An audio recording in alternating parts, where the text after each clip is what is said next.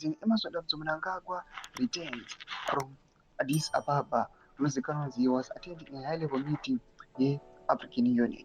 Panguva inoyi odzoka at the moment yatiri kuona kuti the nation is mourning Comrade Bombshell Geza anozivikanwa kunzi he is a popular critic womutungamiri wenyika, and at the same time tichiona kuti mutungamiri wenyika seems like ignored Bombshell Geza. Hapana kana any communication kana any recognition even in war veteran wake zvese zvakakanganikwa.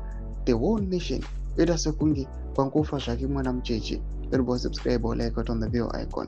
Tienda paendo yeZANU-PF mabvuku tafara kudanyira chiti President Dr. E.D. Mnangagwa is returned home in Zimbabwe, where he was warmly welcomed at the airport by the esteemed philanthropist Wigno Chivayo. Hanzi President Dr. E.D. Mnangagwa 2030 vanenge vachipo resolution number 1. Sezvamuri kuona in the pictures. Panguva ino chitiko chiri kuradza vanhu chekuti Bombshell Geza anozivikanwa kunzi akabata basa rakakura in the liberation war.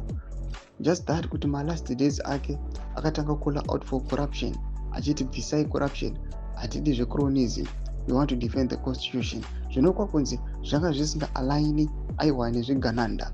Panguva inotiona Comrade Bombshell Geza right now nyika yese iri kumuchema and he is about to be laid to rest. President E.D. Mnangagwa never said anything. He never recognized anything. Kana kuuya vachizotenda kana kupa condolence messages to the family.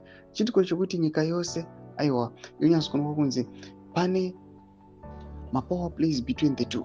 And zvazobuda pachena kuti Bombshell Geza he was a hindrance aiwa to President E.D. Mnangagwa's success. Panguva ine tangoona Bombshell Geza achitisiya, and then tatoona amendments bill autanga kutoteblewa in the cabinet. Pinda comment section medu bodza mafunguro enyu mari kudii pamusoro pechitiko ichi. So subscribe or like up on the bell icon.